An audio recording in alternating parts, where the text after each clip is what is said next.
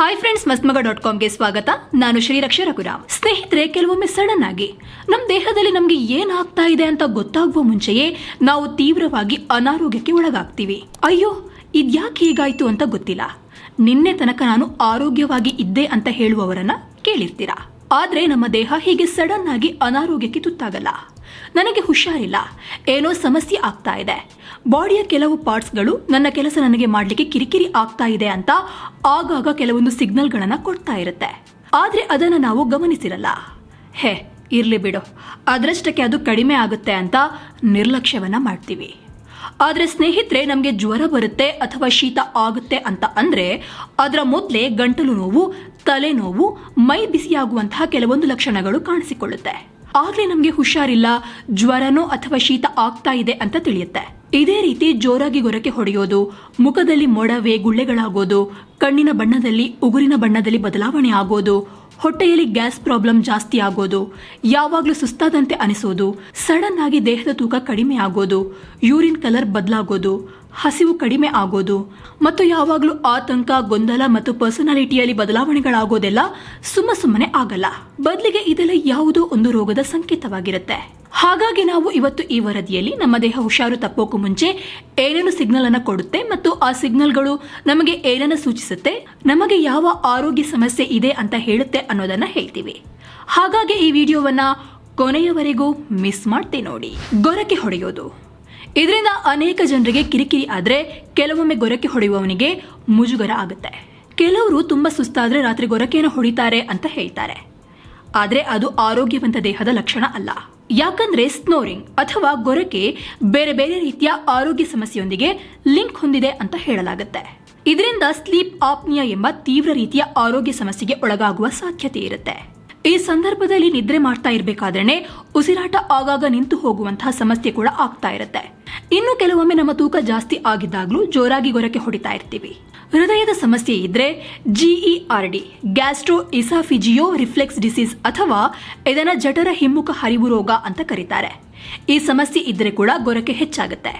Stroke ಅಥವಾ ಪಾರ್ಶ್ವವಾಯುವಿನಂತಹ ತೀವ್ರ ರೀತಿಯ ಆರೋಗ್ಯ ಸಮಸ್ಯೆ ಬರುವ ಮುಂಚೆಯೂ ಹೀಗೆ ಜೋರಾಗಿ ಗೊರಕೆ ಬರ್ತಾ ಇರುತ್ತೆ. ಅಲ್ಲದೆ ನಾವು ಗೊರಕೆ ಹೊಡಿತಾ ಇರೋದು ನಮಗೆ ಗೊತ್ತಾಗಲ್ಲ, ನಮ್ಮ ಪಕ್ಕದಲ್ಲಿ ಮಲಗಿದ್ದವರು ಹೇಳ್ತಾರೆ. ಹಾಗಾಗಿ ಯಾರಾದ್ರೂ ನೀವು ಮಲಗಿದ್ದಾಗ ತುಂಬಾ ಗೊರಕೆ ಹೊಡಿತೀರಾ ಅಂತ ಹೇಳಿದ್ರೆ ಅದನ್ನು ನಿರ್ಲಕ್ಷಿಸದೆ ಯಾವುದಕ್ಕೂ ಮೊದಲು ವೈದ್ಯರನ್ನ ಭೇಟಿ ಮಾಡಿ ಅವರ ಬಳಿ ಚರ್ಚಿಸಿ. ಮೊಡವೆ, ಸ್ನೇಹಿತರೆ, ಎಲ್ರಿಗೂ ಮುಖ ತುಂಬಾ ಕ್ಲೀನ್ ಆಗಿರ್ಬೇಕು, ಪಳಪಳ ಅಂತ ಹೊಳಿತಾ ಇರಬೇಕು ಅಂತ ಆಸೆ ಇರುತ್ತೆ. ಆದ್ರೆ ಸ್ವಚ್ಛವಾಗಿರುವ ಒಂದೇ ಒಂದು ಕಲೆ ಇಲ್ಲದ ಮುಖ ಇರೋದು ಇತ್ತೀಚಿನ ದಿನಗಳಲ್ಲಿ ತುಂಬಾ ಕಡಿಮೆ. ಯಾಕಂದ್ರೆ ನಾವು ತುಂಬಾ ಕೆಮಿಕಲ್ ಬೇಸ್ಡ್ ಪ್ರಾಡಕ್ಟ್ಗಳನ್ನ ಬಳಸ್ತೀವಿ. ಅದು ಬೆಳಗ್ಗೆ ಎದ್ದು ಮುಖ ತೊಳೆಯುವಾಗ ಹಾಕುವ ಫೇಸ್ ವಾಶ್ನಿಂದ ಹಿಡಿದು ರಾತ್ರಿ ಮಲಗುವಾಗ ಹಚ್ಚುವ ಫೇಶಿಯಲ್ ಪ್ಯಾಕ್ ತನಕ ಹೆಚ್ಚಿನವುಗಳಲ್ಲಿ ಕೆಮಿಕಲ್ಸ್ ಇರುತ್ತೆ. ಅಲ್ಲದೆ ಮುಖದಲ್ಲಿ ಗುಳ್ಳೆಗಳು, ಕಪ್ಪು ಕಲೆಗಳು, ಬ್ಲ್ಯಾಕ್ ಹೆಡ್ಸ್ ಮತ್ತು ವೈಟ್ ಹೆಡ್ಸ್ಗಳಿಂದಾಗಿ ಮುಖದಲ್ಲಿ ತೇಜಸ್ಸೇ ಇಲ್ಲದ ರೀತಿ ಕಾಣಿಸುತ್ತೆ. ಮೊಡವೆಗಳು ಹೆಚ್ಚಾಗಿ ನಮಗೆ ಹಣೆಯಲ್ಲಿ, ಕೆನ್ನೆಯ ಭಾಗದಲ್ಲಿ ಮತ್ತು ಗಲ್ಲದ ಕೆಳಗೆ ಕಾಣಿಸಿಕೊಳ್ತದೆ. ಫೋರ್ ಹೆಡ್ ಅಥವಾ ಹಣೆಯಲ್ಲಿ ಕಾಣಿಸಿಕೊಳ್ಳುವ ಮೊಡವೆ ನಮ್ಮ ಲೈಫ್ ಸ್ಟೈಲ್ಗೆ ಸಂಬಂಧಿಸಿದಾಗಿರುತ್ತೆ. ಅಂದ್ರೆ ಸ್ವಚ್ಛವಾಗಿ ಇಲ್ಲದಿದ್ರೆ, ಸರಿಯಾಗಿ ನಿದ್ದೆಯನ್ನ ಮಾಡದೇ ಇದ್ರೆ, ನಾವು ಸೇವಿಸುವ ಆಹಾರ ಆರೋಗ್ಯಯುತವಾಗಿ ಇರದೇ ಇದ್ರೆ ಗುಳ್ಳೆಗಳು ಕಾಣಿಸಿಕೊಳ್ತದೆ. ಇನ್ನು ಕೆನ್ನೆಯ ಮೇಲೆ ಕಾಣಿಸಿಕೊಳ್ಳುವ ಪಿಂಪಲ್ ಹಾರ್ಮೋನ್ ಬದಲಾವಣೆಯನ್ನು ಸೂಚಿಸುತ್ತದೆ.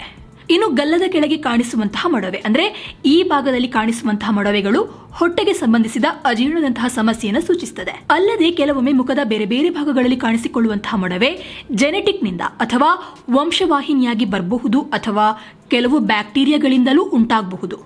ಆದ್ರೆ ಪಿಂಪಲ್ ಆಯ್ತು ಅಂತ ದುಬಾರಿ ಕ್ರೀಮ್ಗಳನ್ನು ಬಳಸುವ ಬದಲು ಆರೋಗ್ಯ ಸಮಸ್ಯೆಯನ್ನು ಪರಿಹರಿಸಿಕೊಂಡ್ರೆ ಮೊಡವೆಗಳು ತನ್ನಿಂದ ತಾನೇ ಕ್ಲಿಯರ್ ಆಗುತ್ತೆ.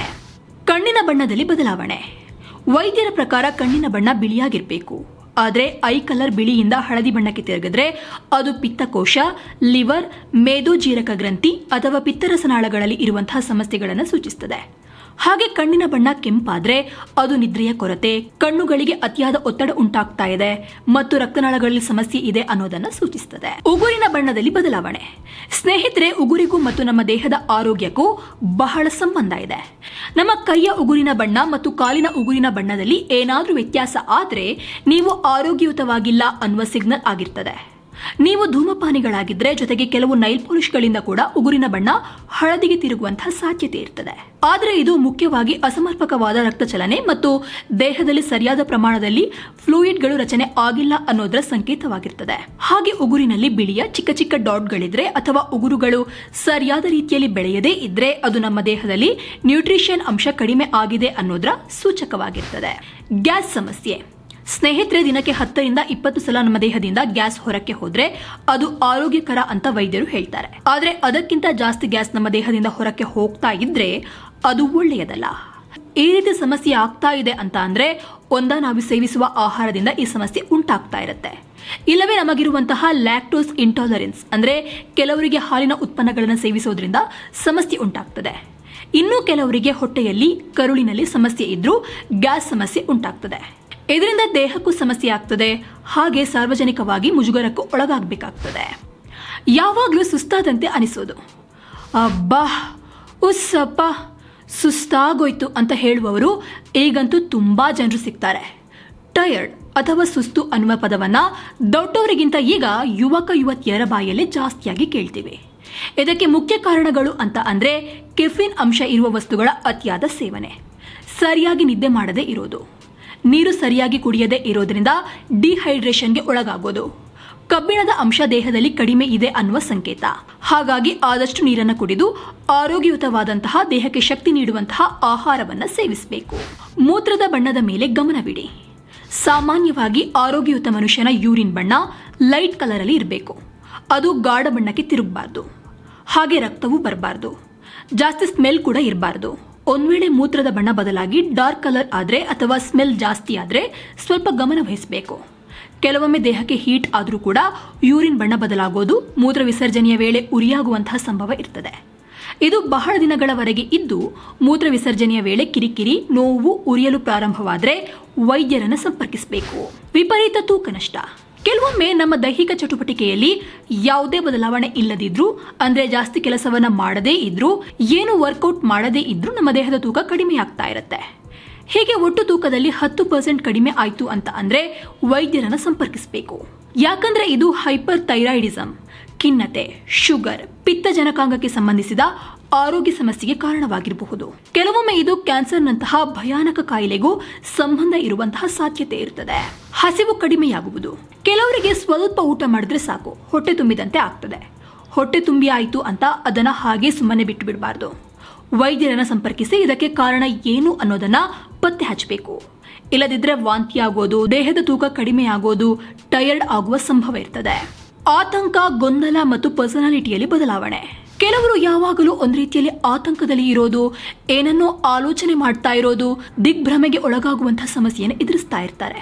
ಕೆಲವರ ವ್ಯಕ್ತಿತ್ವದಲ್ಲಿ ಸಡನ್ ಆಗಿ ಬದಲಾವಣೆ ಆಗ್ತದೆ.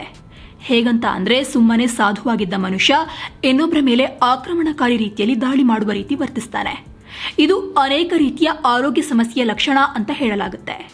ಅಂದ್ರೆ ದೇಹದಲ್ಲಿ ರಕ್ತಹೀನತೆ, ಲೋ ಬ್ಲಡ್ ಶುಗರ್, ಡಿಹೈಡ್ರೇಷನ್ ಮತ್ತು ಮಾನಸಿಕ ಆರೋಗ್ಯ ಸಮಸ್ಯೆಯನ್ನು ಎದುರಿಸ್ತಾ ಇರಬಹುದು ಅಂತ ಹೇಳಲಾಗುತ್ತೆ. ಹಾಗಾಗಿ ವೈದ್ಯರನ್ನು ಸಂಪರ್ಕಿಸೋದು ಒಳ್ಳೆಯದು. ಸೊ ಫ್ರೆಂಡ್ಸ್, ಇದಾಗಿತ್ತು ನಮ್ಮ ದೇಹ ಕೊಡುವಂತಹ ಕೆಲವೊಂದು ಸಿಗ್ನಲ್ಗಳ ಹಿಂದಿರುವ ಆರೋಗ್ಯ ಸಮಸ್ಯೆ ಏನು ಅನ್ನೋದನ್ನು ತಿಳಿಸುವಂತಹ ಒಂದು ಸಣ್ಣ ಪ್ರಯತ್ನ. ನಮ್ಮ ಈ ಪ್ರಯತ್ನ ನಿಮಗೆ ಇಷ್ಟವಾಗಿದ್ರೆ ನಮ್ಮ ಚಾನೆಲ್ಗೆ ಸಬ್ಸ್ಕ್ರೈಬ್ ಆಗಿ, ಹಾಗೆ ಪಕ್ಕದಲ್ಲಿರುವ ಗಂಟೆ ಗುರುತಿನ ಮೇಲೆ ಕ್ಲಿಕ್ ಮಾಡೋದನ್ನ ಯಾವುದೇ ಕಾರಣಕ್ಕೂ ಮರೆಯಬೇಡಿ. ಧನ್ಯವಾದ.